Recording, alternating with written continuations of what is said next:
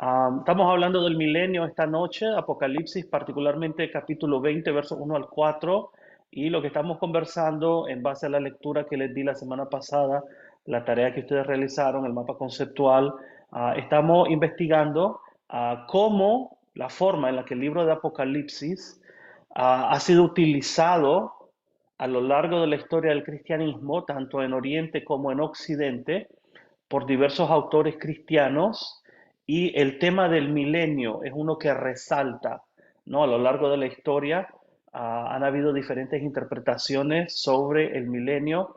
El hermano Ronald nos mencionaba las tres principales, no las únicas, pero las tres principales que menciona el documento que les mandé a leer. Post-milenio, amilenio, premilenio, básicamente la idea es en dónde está ubicada la segunda venida de Jesús con respecto a el milenio.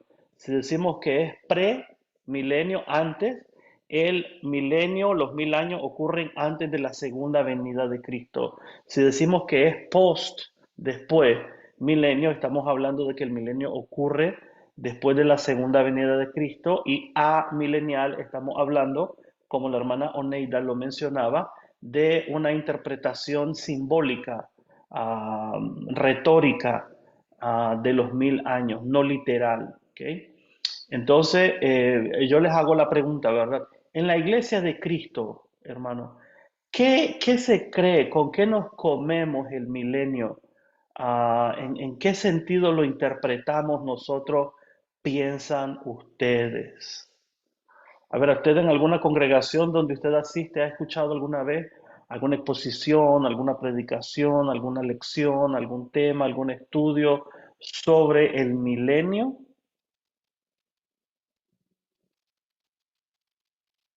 A ver, aquí tenemos diferentes países. ¿Han escuchado allí en Guate, en México, en Nicaragua? ¿Han escuchado del milenio, hermanos? ¿Qué piensan ustedes en la postura de la Iglesia de Cristo? ¿La Iglesia de Cristo es pre-milenarista, amilenarista o es post-milenarista? A ver, hermana Reina, adelante. Hermano, yo realmente nunca he escuchado acerca de ese tema en la congregación donde estoy, pero sí he escuchado a algunos hermanos que comentaban que, pues, que lo del milenio es acontecimientos futuros que sucederán, pero que no han sucedido todavía, que va a pasar un tiempo y que pues van a suceder algunas cosas y mencionaban así como catástrofes, cataclismos, cosas así. Pero realmente es lo único que había escuchado. Yo realmente nunca se ha abordado ese tema en la congregación. Muy bien. Y le quiero decir que estamos abordando el tema del milenio porque si usted leyó la lectura, el documento, usted va a darse cuenta que los primeros creyentes, por lo menos durante los primeros 4 siglos, ya te voy a dar la palabra, Ronald, ¿qué eran los primeros cristianos, hermanos? Los primeros 4 siglos, ¿eran pre, post o amilenaristas? ¿Qué dice usted? En el documento.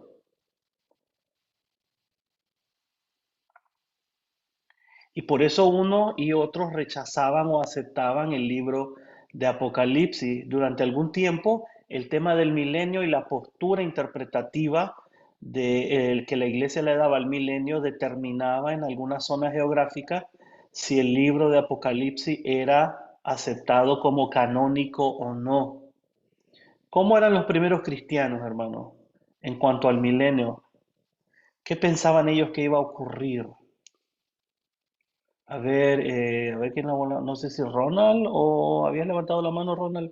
Tú la tenías levantada, dime. Sí, yo iba a comentar acerca del tema del milenio en la iglesia.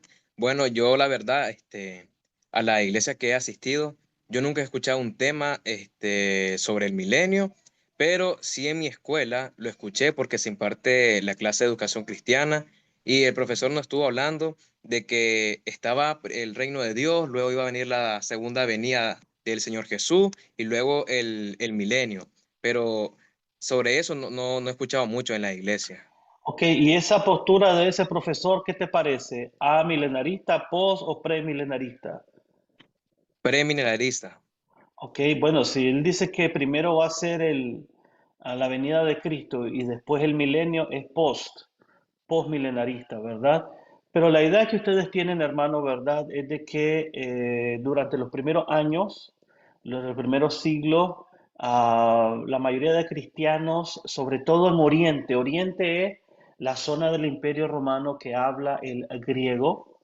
Ahí son eminentemente premilenaristas, ¿verdad? Ellos consideran que primero va a ocurrir un periodo de persecución e inmediatamente después de la persecución viene este reino físico, literal, terrenal de 1000 años de paz. Ya vamos a ver algunos autores al respecto.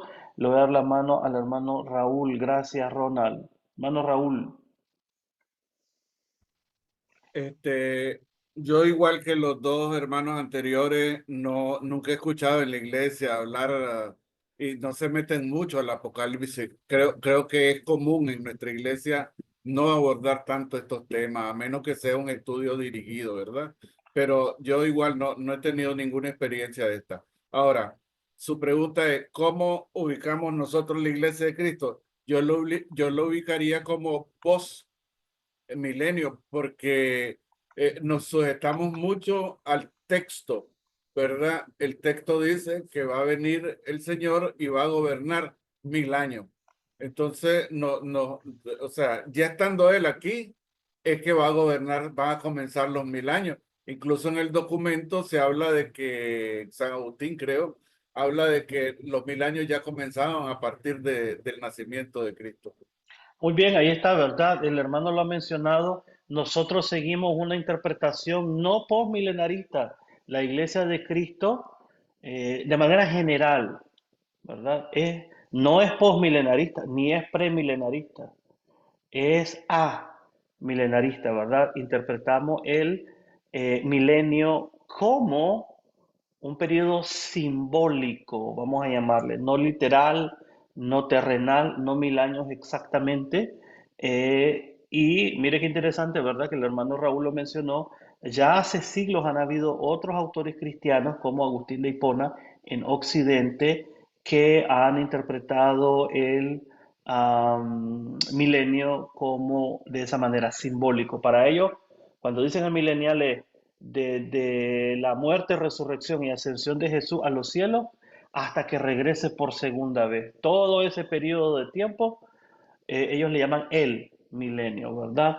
Déjeme compartirle rápido mi pantalla para que usted vea de qué estamos hablando, ¿verdad? Nosotros estamos leyendo Apocalipsis capítulo 20, leo acá de la Nueva Traducción Viviente. Versículo 1 a el versículo 3 dice, luego vi a un ángel que bajaba del cielo con la llave del abismo sin fondo y una pesada cadena en la mano, sujetó con fuerza al dragón, la serpiente antigua, quien es el diablo, Satanás, lo encadenó por 1000 años, ¿verdad? En el griego, literalmente, usted tiene 1000, gilia, obviamente es un número, ¿cómo interpreta el número? El ángel lo lanzó al abismo sin fondo y lo encerró con llave para que Satanás no pudiera engañar más a las naciones hasta que se cumplieran los 1000 años. Pasado ese tiempo, debe ser soltado por un poco de tiempo. ¿Está viendo? Si Jesús viene por segunda vez, ¡tum!, y en ese momento ocurre el juicio final, y Satanás es encerrado, no es exactamente lo que dice el texto, ¿no? Porque dice que después de, todavía Satanás va a ser suelto, después del milenio, lo está leyendo, ¿verdad? Va a ser suelto por 1000 años, todavía por un poco más de tiempo, ¿verdad? Verso 4, después de los 1000 años vi tronos y los que estaban sentados en ellos habían recibido autoridad para juzgar. Vi las almas de aquellos que habían sido decapitados por dar testimonio acerca de Jesús y proclamar la palabra de Dios.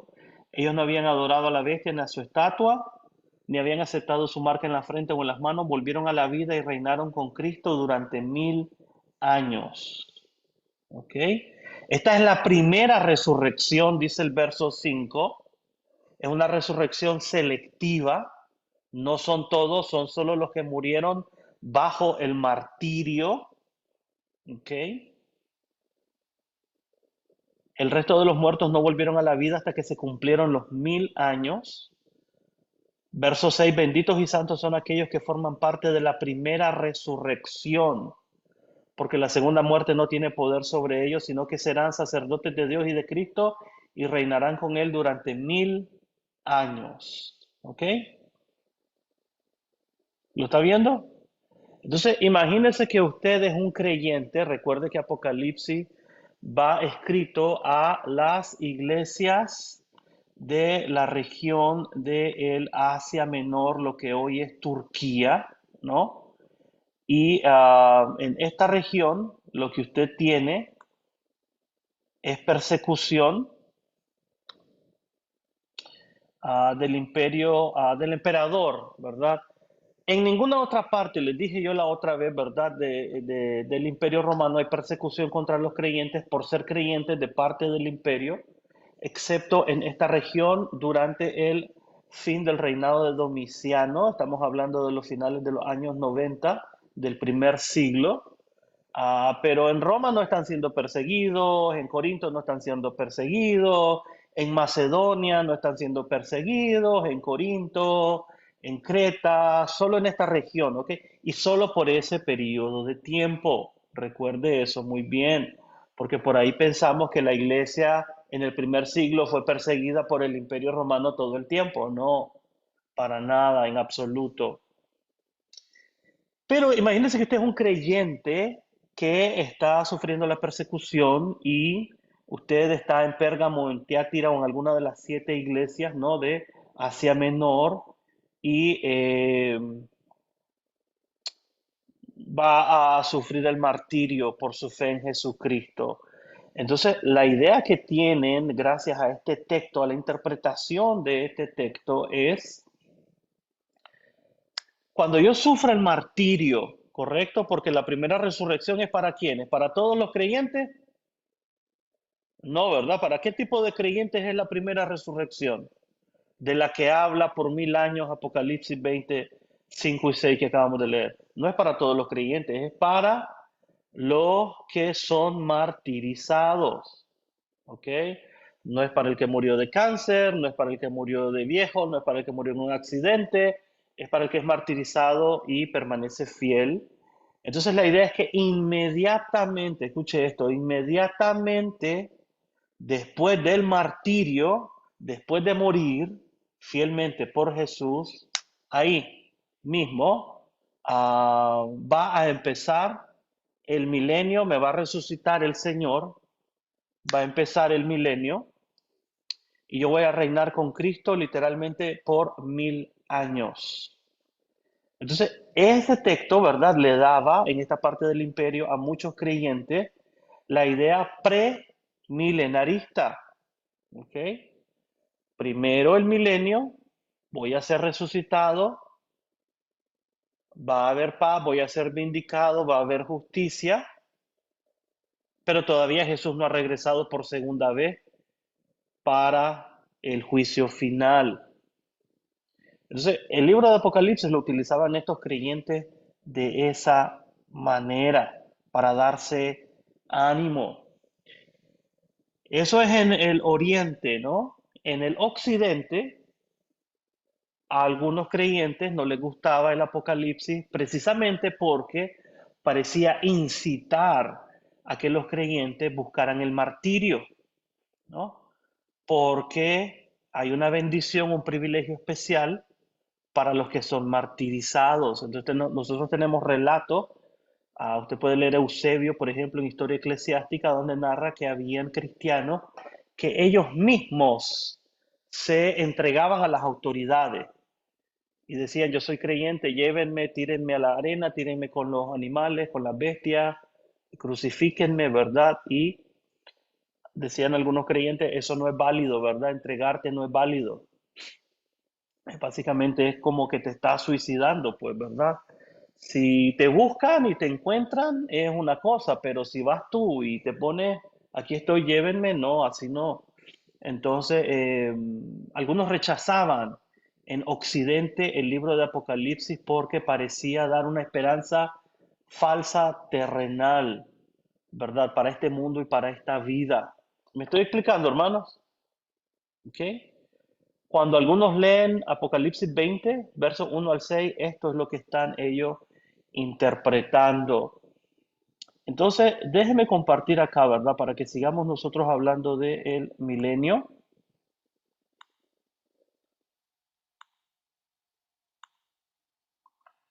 A ver, Ronald, dime. Sí, hermano, una pregunta acerca de eso que acaba de decir. Si esas personas que consideraban que entregándose se iban a considerar martirio, o sea, se consideran martirio porque ellos no sabían que no era martirio entregarse. No sé si me doy a explicar. No, no, no. Es que algunos decían que el martirio que es válido es cuando las autoridades te buscan y te tienen que andar buscando por todos lados hasta encontrarte y capturarte. Correcto, Ese pero es el los que martirio pensaban que válido. entregándose si era martirio, ¿se considera martirio o no? Bueno, ahí está el punto. Habían otros creyentes que decían, no, esa es trampa, ¿verdad? Porque prácticamente te estás suicidando. Entonces, ellos no lo miraban bien, que leyeran el Apocalipsis de esa manera y decían, ese tipo de martirio no es válido porque pues básicamente te estás entregando para que te capturen, para que te maten y para obtener cierto tipo de ventaja en el mundo venidero, en el milenio. Muy buena pregunta, Ronald. Hermana Reina, Yo pienso, hermano, que ese martirio no era válido porque era como hacerse el héroe, o sea, innecesariamente, porque más bien todos huían y se escondían, porque temían por su vida. Lógicamente que si eran encontrados, como dice usted, ni modo, los agarraban y sabíamos el final que tenía. Pero ir a buscar por gusto, cosa como que todos dijeran, ve, hoy, qué valiente, o sea, eso como que no. sí, muy bien, gracias, hermana, ¿verdad? Buen punto. No todos se escondían, ¿verdad? No es que se escondían y huían, simplemente, ¿verdad? Ellos se mantenían al margen. Esto, hermano, es una forma de encontrar el centro del libro de Apocalipsis. Si a usted le preguntaran, ¿cuál es el centro de Apocalipsis? ¿Cuál es el tema? ¿Cuál es el núcleo de Apocalipsis? Esta forma de dividir con este famoso patrón concéntrico ABA, en donde A se corresponde con A con apóstrofe, B se corresponde con B con apóstrofe, ¿verdad? Y así se va subdividiendo el libro hasta quedar la sección principal que es esa lucha cósmica entre el bien y el mal simbolizada por la guerra del dragón y las bestias contra la descendencia de la mujer, en este caso los creyentes, que está en el capítulo 11, verso 15 hasta el capítulo 13, verso 18. Muchos autores dicen que ese es el centro, el clímax, el núcleo, ¿no? Del libro de Apocalipsis que desata verdaderamente la repercusión de esa lucha, ¿verdad? Aunque los creyentes son perseguidos y tienen luchas tanto internas, ¿se acuerda? Como externas, lo que estamos viendo ahí una lucha entre el bien y el mal. Por una parte, la mujer y su descendencia tratan de huir al lugar que Dios les ha preparado del dragón y las bestias. No, note que el dragón y las bestias, hermano, en la literatura apocalíptica, ¿verdad? Sobre todo en Apocalipsis en particular, se refiere a dos cosas, ¿no? Número uno, el dragón es Satanás, ¿ok? La serpiente antigua.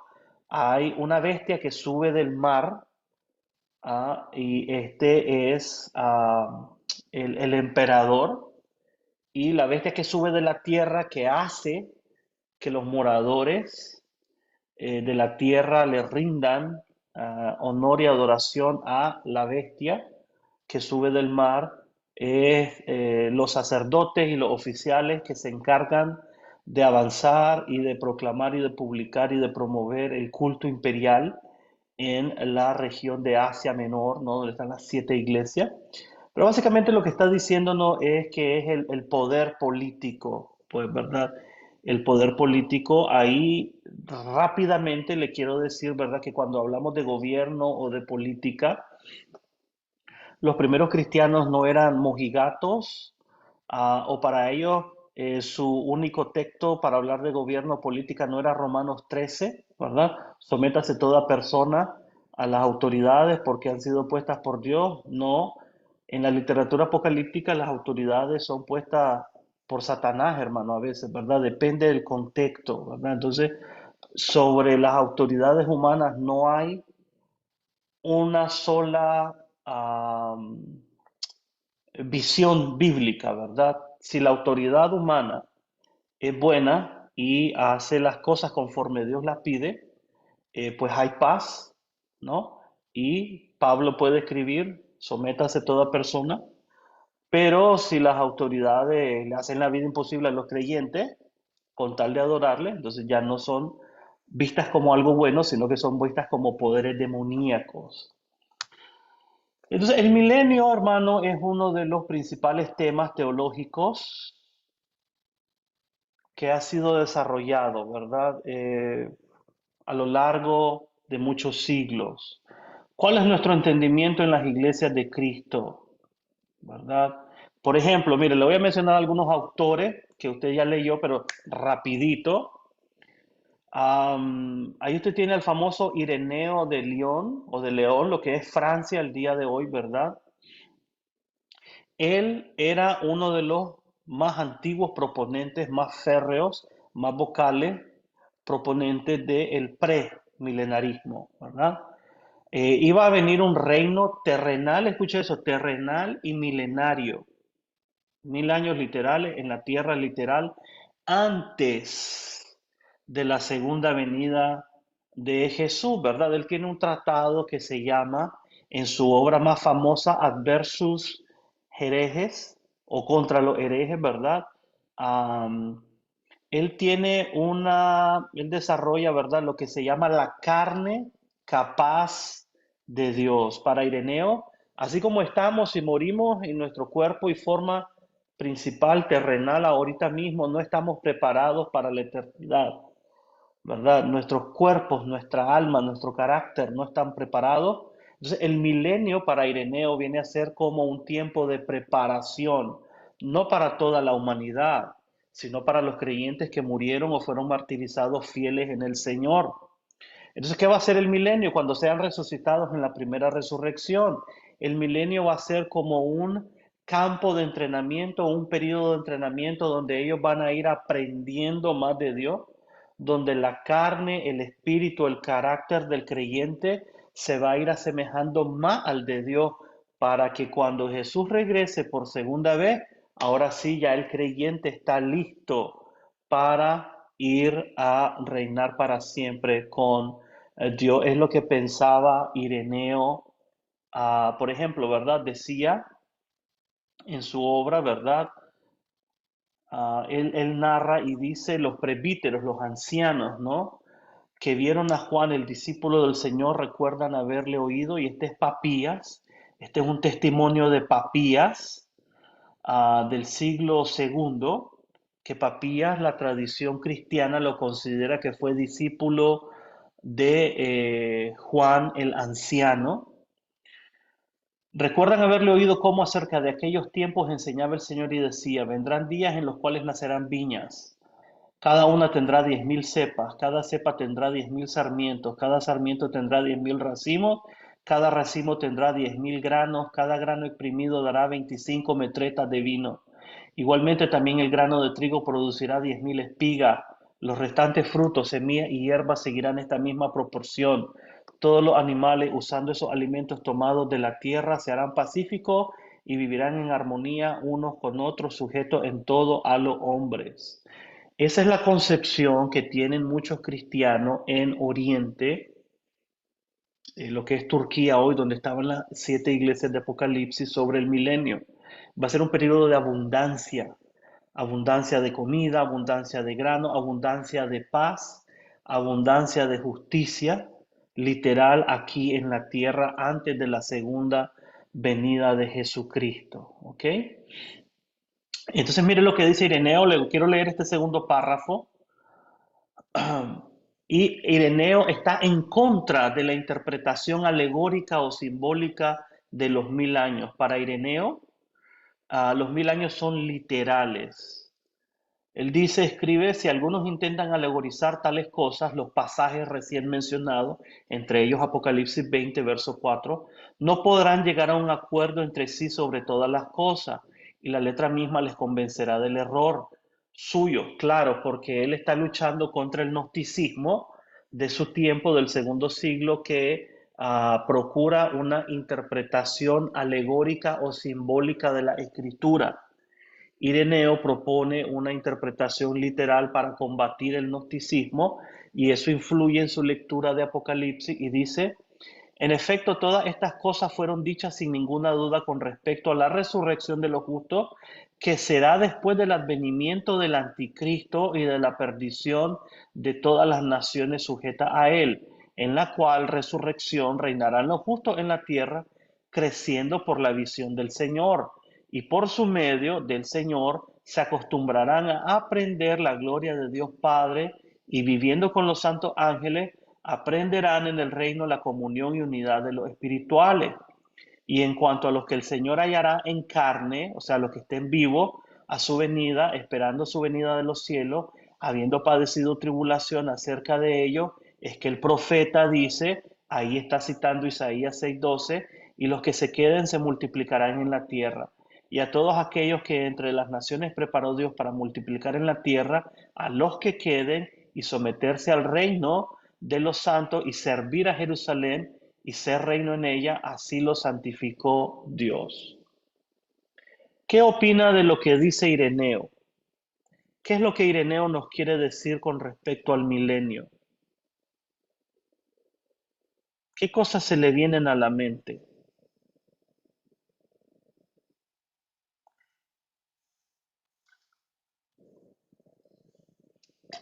Hermano Raúl, Bueno, esa teoría fue refutada porque se decía que era muy terrenal, muy material, muy solo hablaba de cosas que no eran espirituales. Creo que es San Agustín el que refuta de esa muy bien, manera. Agustín, muy bien, hermano. Agustín lo va a refutar, excelente, ¿verdad? Pero recuerde que Agustín es hasta el siglo IV después de Cristo en Occidente. La iglesia que escribe en latín, ¿no? Hipona es en el norte de África, lo que hoy es Cartago, o lo que en aquel tiempo fue Cartago. Pero aquí Ireneo es del siglo segundo, de la parte oriental que habla griego, escriben en griego, y son los primeros en utilizar el Apocalipsis de esa manera. ¿Me explico? Entonces, es como los primeros creyentes, las primeras comunidades que tienen el Apocalipsis son premilenaristas. Y este es un buen ejemplo de ello. Profesor, tengo una consultita rápida. A ver, Civilinos Cristianos. Habla de que influyó mucho, ¿verdad? Pero no se habla mucho de qué era realmente el civilino son un cristiano. conjunto de escritos, hermano, algunos debaten si son judíos o por lo menos judeo-cristianos. Es una serie de documentos que aparecen entre, algunos los datan finales del siglo primero hasta mediados del siglo tercero después de Cristo, ¿verdad? Y hablan sobre muchos temas de corte apocalíptico, ¿verdad? Y precisamente algunos de ellos hablan de este tema del milenio, ¿verdad? Pero yendo a su punto, hermano, ¿verdad? Los oráculos civilinos cristianos no es un autor, sino un conjunto de documentos.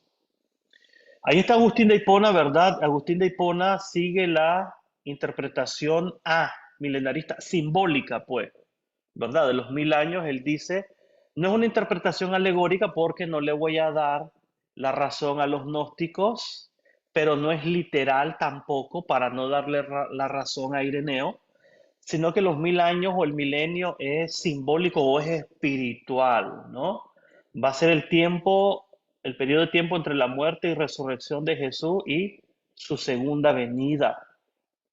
¿Ok? ¿Qué opinan ustedes de eso? ¿Se presta el Apocalipsis 20 para darle una interpretación simbólica y espiritual y estirar el milenio entre el periodo de tiempo entre la muerte y resurrección de Jesús y su segunda venida? ¿Cuál es algún problema que ustedes miran con la posición amilenarista? Y quiero escuchar a algún hermano que por el momento no se llame ni Raúl ni Ronald.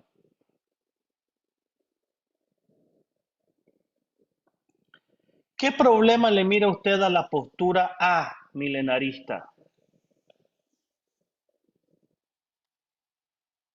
Si decimos el milenio no son 1000 años literales, sino que es todo el periodo entre la ascensión de Jesús a los cielos y su segunda venida.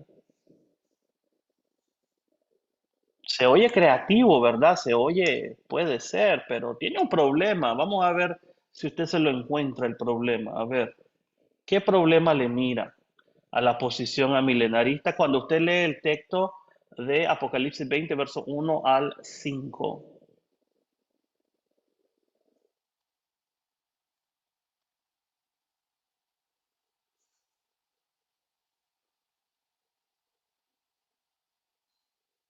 ¿Se desconectaron o ahí están? A ver.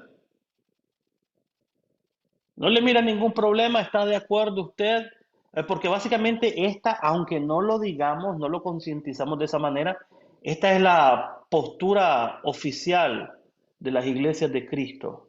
Las que hablan del tema, ¿verdad? Porque mire qué interesante, la mayoría ni se da por enterada del tema. Se lo dejamos a los testigos de Jehová, se lo dejamos a los mormones, a los católicos, a los carismáticos, a los pentecostales, a los evangélicos, todos ellos pueden hablar, pero nosotros nada, no decimos nada. ¿Qué opinan ustedes entonces del milenarismo y la propuesta de Agustín de Hipona? ¿Le hace justicia a el texto de Apocalipsis o tiene algún problema? ¿Algún detallito que usted le mire y dice, no me convence por esto"?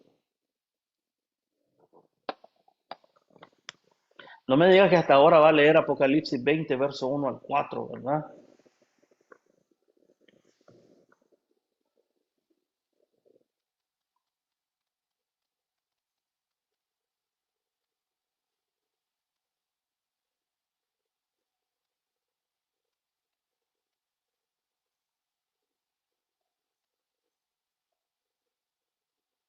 ¿Qué problema le mira? Bueno, yo le miro un problema, a ver si usted concuerda conmigo, ¿verdad?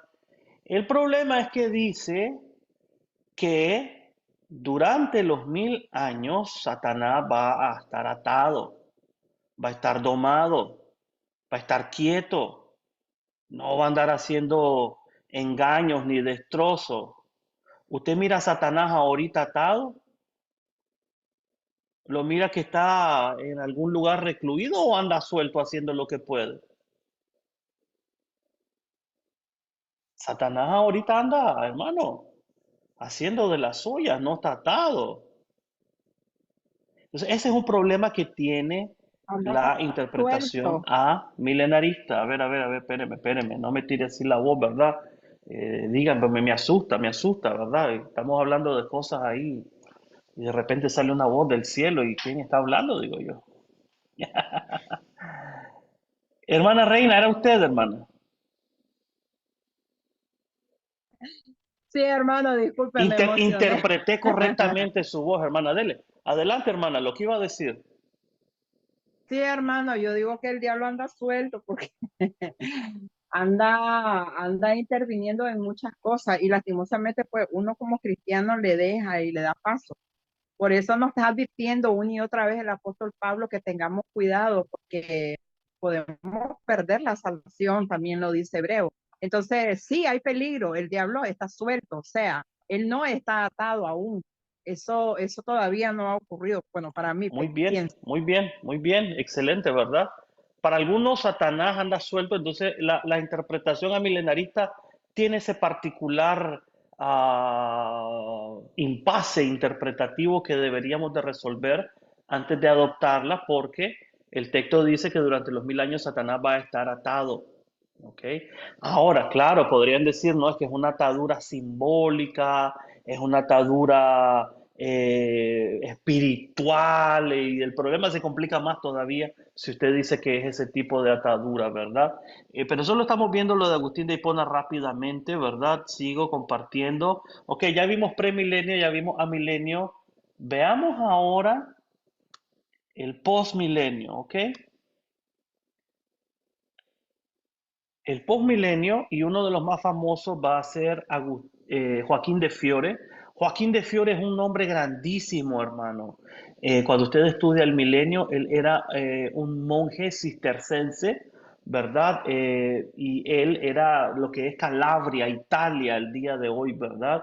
Eh, Él tiene un entendimiento histórico, pero trinitario de la historia. Él divide la historia humana en tres eras, ¿verdad? La era del Padre, la era del Hijo que vivimos ahora y la era del Espíritu Santo. Y aquí hay un famoso diagrama de Agustín de Fiore, ¿verdad? Joaquín de Fiore, que él va a utilizar, y sus discípulos mucho tiempo después de él van a utilizar. Estamos hablando del siglo XIII después de Cristo. Aquí las etapas se intersectan, ¿verdad? Esta primera es la etapa del Pater o del Padre, el Viejo o Antiguo Testamento. Esta es la etapa del Hijo, ¿verdad? El Nuevo Testamento. Y en el futuro, pero se intersecta, es la era del Espíritu Santo, que también va a ser un tiempo de preparación, de justicia, de paz, pero va a introducir en esa etapa del Espíritu Santo, ¿verdad? Lo que van a reinar son las órdenes monásticas, no las órdenes eclesiales como digamos el Vaticano, Roma, el Papa, los cardenales, los obispos, pero las órdenes monásticas, ¿no? Las órdenes mendicantes, los franciscanos, los agustinianos o los cistercenses como era Joaquín de Fiore. Joaquín de Fiore va a ser tal, hermano, su impulso, su entendimiento de la historia en este sentido, que incluso la dialéctica hegeliana, ¿no? Del famoso filósofo Hegel, en el siglo XVIII va a ser influenciada, ¿no? por esta concepción de la historia, y para él el milenio va a ocurrir gradualmente. No es que de un solo llega, sino la humanidad se va preparando, y para eso sirven las órdenes monásticas, para preparar a la humanidad, ¿no? Ahora, déjeme decirle lo siguiente, ¿verdad? Las iglesias de Cristo,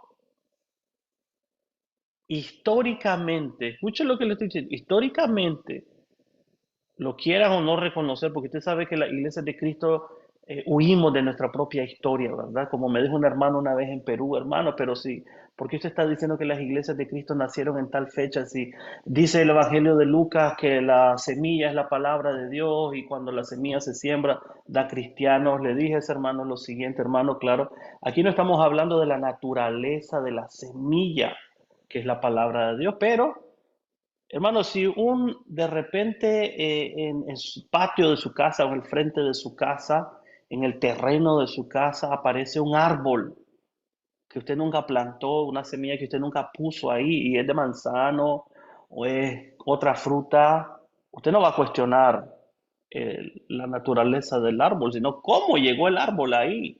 Eso es lo que estamos hablando, cómo llegó, es una pregunta histórica. La Iglesia de Cristo, hermano, tiene un comienzo interesante históricamente, ¿verdad? Y usted sabe que en los inicios de lo que después fue la Iglesia de Cristo, el movimiento de restauración tenía diversas posturas en cuanto al milenio, y usted tal vez puede ahora comprender un poco mejor por qué nosotros en las iglesias de Cristo no hablamos del milenio, no sabemos del milenio, no nos interesa el milenio. ¿Por qué? Porque nuestros fundadores, nuestros padres espirituales, ¿verdad? El primero de ellos se llama Barton Stone.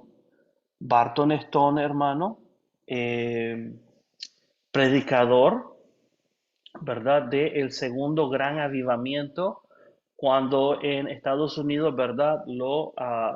Movía una ola de avivamiento religioso dentro de las iglesias históricas, ¿no? Bautistas, presbiterianos, etcétera, etcétera. Barton Stone quería regresar a la pureza del cristianismo primitivo, ¿no? Y él es el que va a su movimiento, ¿no? Es el que va a dar a postre a lo que son los cristianos, ¿no? O iglesias de Cristo, ¿no? Estamos hablando del siglo XIX del tiempo pasado. Y él era premilenarista. Él pensaba que primero, antes de la segunda venida de Jesús, iba a venir el milenio, una época donde la religión tenía que unirse, tenían que desaparecer las sectas, los grupos religiosos tan diversos, adoptar solamente el nombre de cristiano, ¿verdad? Dejar de llamarse bautista o presbiteriano, cuáquero o católico, adoptar solamente el nombre cristiano. Y haciendo cosas como esa, Barton Stone pensaba que el milenio iba a preparar a la humanidad, ¿no? Para la segunda venida de Jesucristo. Él se unió con el movimiento de Alexander Campbell, ¿verdad? Otro de nuestros padres espirituales y fundadores de lo que ahora conocemos como Iglesias de Cristo, o estos son el grupo de los discípulos de Cristo, ¿no? Mire qué interesante que Alexander Campbell era un escritor muy, muy grande, ¿verdad? Él escribió muchísimo, tanto así que él primero fue bautista, ¿no? Y como bautista, él editó y escribió por muchos años, hasta 1830, un periódico, un diario, que se llamaba El Cristiano Bautista. Y cuando se unió con Barton Stone, le dijo a Stone, hey, espérate un momento, no nos podemos adoptar nombres denominacionales, abandona el nombre de Bautista y quédate con el de Cristiano. Pero Alexander Campbell no era premilenarista como Barton Stone, sino que era post-milenarista. Tanto así que la revista que él editó por muchos años, desde 1830, se llama en español El Precursor Milenial. Mire qué interesante cómo se llamaba la revista de, el diario de Alexander Campbell, El Precursor Milenial. ¿Qué quería decir con eso? ¿Verdad? Aquí tengo el primer volumen, la primera edición de 1830 que él imprimió y distribuyó desde Bethany, Virginia, ¿verdad? El lunes 4 de enero de 1830. Este es el programa de Alexander Campbell y su visión postmilenarista. Con su trabajo, con su ministerio, su predicación, su enseñanza y con este boletín cristiano, se lo voy a agrandar acá, ¿verdad? Se lo voy a traducir. Dice, este trabajo va a estar enfocado en la destrucción de las sectas, la infidelidad y la doctrina y práctica anticristiana. Va a tener por su objeto el desarrollo y la introducción de ese orden político y religioso de la sociedad llamado el milenio, a través del cual la consumación de la mejora de la sociedad propuesta en la escritura cristiana se va a llevar a cabo. Para lograr este propósito, aquí están los siguientes objetivos. Número uno, ¿verdad? Lo que él propone es lo siguiente: para que el milenio llegue, avance, después de la segunda venida de Cristo, ¿verdad? Primero va a ser la venida de Cristo y después el milenio.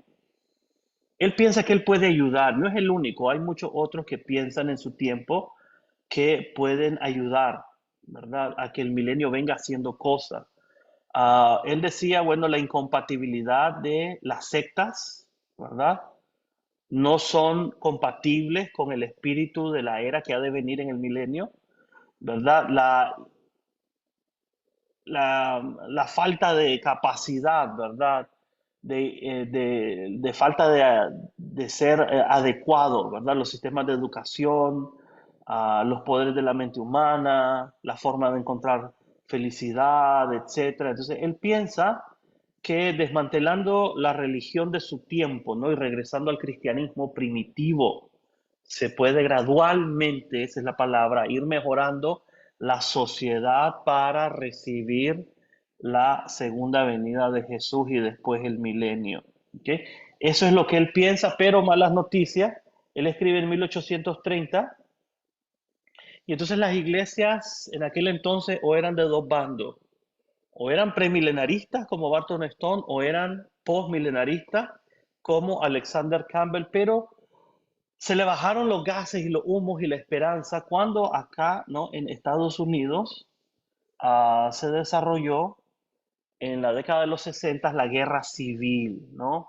Los estados confederados y los estados de la Unión, ¿no?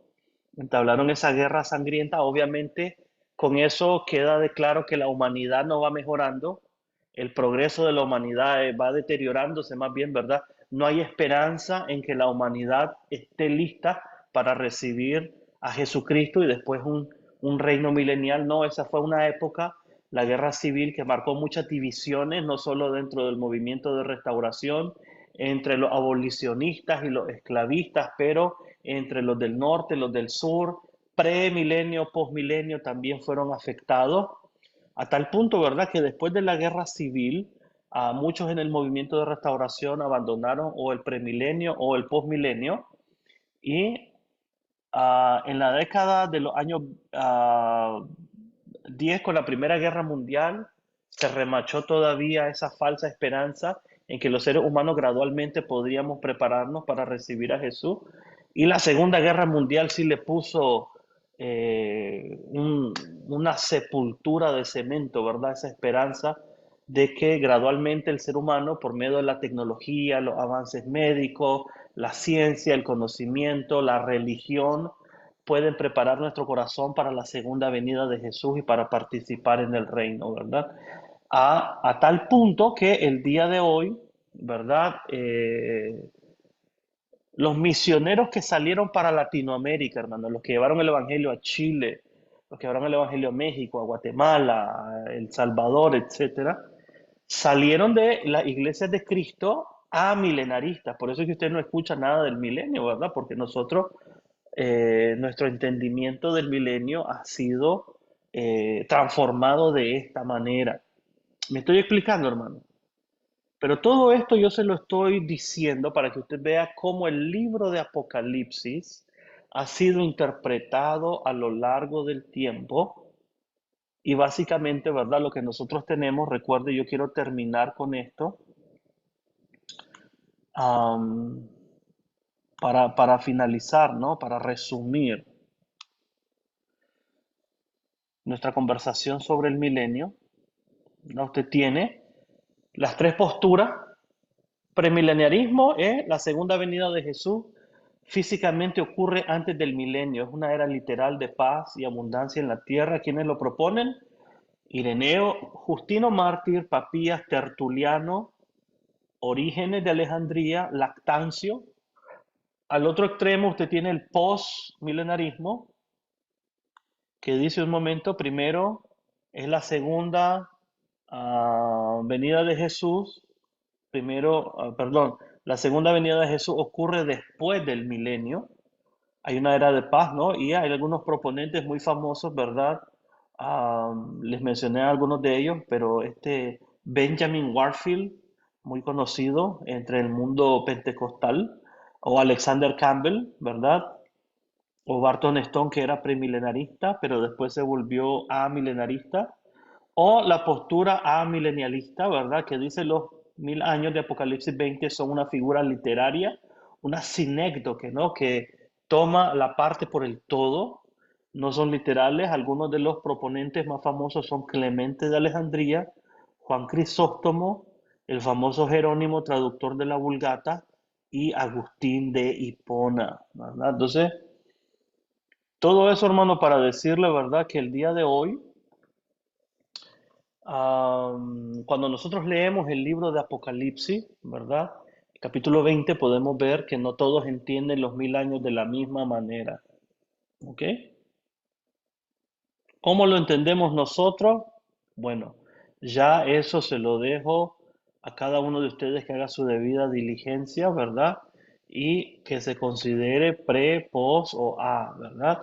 La idea es de que usted sopese, evalúe la evidencia, ¿verdad? Histórica, teológica, escuche a todas las partes, aunque no esté de acuerdo, y posteriormente, después de haber hecho su diligencia, usted emita su criterio. Preguntas, dudas, comentarios, tomémonos un par de minutos. Ya sé que son las 10, para mí las 10:02, para ustedes las 9:02.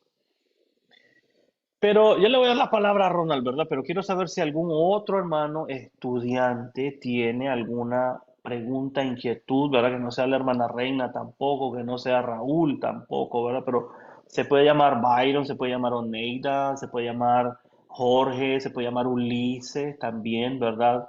Si usted tiene alguno de esos nombres, me gustaría escucharlo ahorita.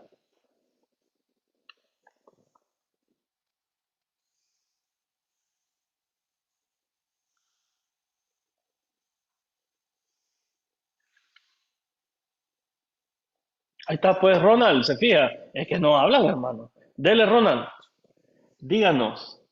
¿Qué pregunta tiene o comentario? Bueno, hermano, yo creo que cada vez estoy comprendiendo más sobre el milenio y tengo una pregunta en base en Apocalipsis capítulo 12, que habla de la mujer y el dragón, porque yo había escuchado acerca de una persona que dice que la mujer se refiere a la Virgen María, a la madre de Jesús, porque dice así: apareció en el cielo una gran señal, una mujer vestida del sol, con la luna debajo de sus pies y sobre su cabeza una corona de 2 estrellas. Y entonces aquí es donde dice la parte que se refiere a ella, que dice, y estando encinta, clamaba con dolor de parto. Entonces esa persona decía que quien más iba a clamar con dolor de parto y con esos poderes que se le están atribuyendo. Y sigue diciendo, en la angustia del alumbramiento. Entonces, quería ver si usted brevemente, ¿qué me podría decir sobre eso? ¿Se acuerda el libro del PDF que les di de primero, verdad? De Robert Mouse, el comentario mamútico de Apocalipsis. Que se lo dejo, ¿verdad? Para que le pique la curiosidad, Ronald, ¿verdad? Vaya a ver qué dice. Él tiene una muy buena discusión al respecto, ¿verdad? Una respuesta bien elaborada, con evidencia, ¿verdad? Las diferentes propuestas, ¿verdad? Métase, investiguelo, ¿verdad? Esa es una excelente pregunta, ¿verdad? Eh, esa es una forma de que lo interpretan algunos, ¿verdad? Obviamente. Eh, Usted tiene ahí lenguaje cósmico, ¿verdad? Vestida del sol, 2 estrellas sobre la cabeza, estaba embaratada, etcétera, etcétera. Pero la idea, el problema es que ella da a luz un hijo que gobernaría todas las naciones con vara de hierro, ¿no? Entonces ahí la pregunta es, ¿el hijo es un pueblo, es el Mesías? Porque esa es una referencia mesiánica. Eh, para nosotros, ¿verdad? Algunos, ¿verdad? Algunos dicen que no es necesariamente María, ¿verdad? Pero es una referencia a eh, el pueblo de Dios, ¿verdad? En particularmente el judaísmo, ¿verdad? Los judíos, ¿verdad? Que de ellos viene el Mesías. Por ahí va el asunto. Pero para que ahondes más, Ronald, una buena pregunta. No es María, pero no te puedo decir exactamente por qué, pero se inclina más al pueblo judío, ¿verdad? Que es de donde proviene el Mesías. El problema es que el pueblo judío no es el que está siendo perseguido por el dragón, tampoco, ¿verdad? Entonces, no es el pueblo judío, tampoco es María la Virgen. ¿Quién creen ustedes que puede ser? Es la iglesia, hermano Eleni. La iglesia, muy bien, ¿verdad? Algunos dicen que va a ser la iglesia. El problema con decir que es la iglesia es que la iglesia no da luz al Mesías, ¿no?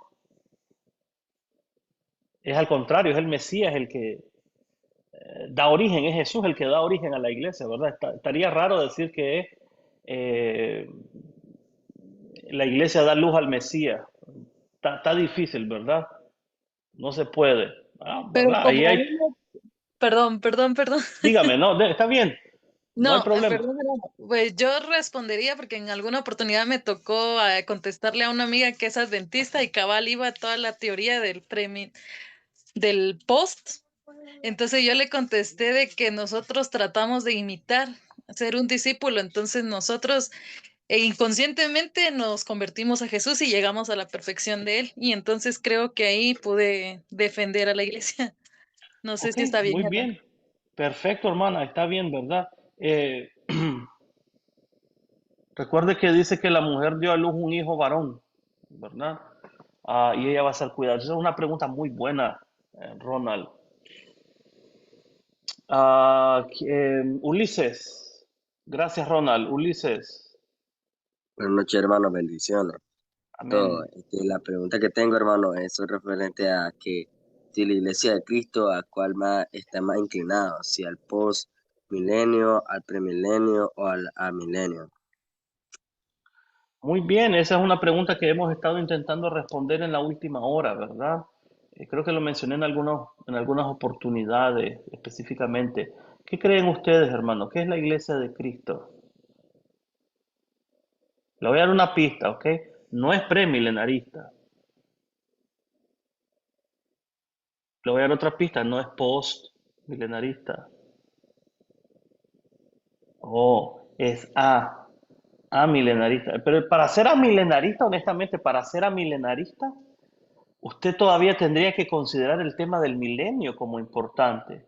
La iglesia de Cristo no es de ninguna cosa, hermano, porque tampoco hablamos del milenio.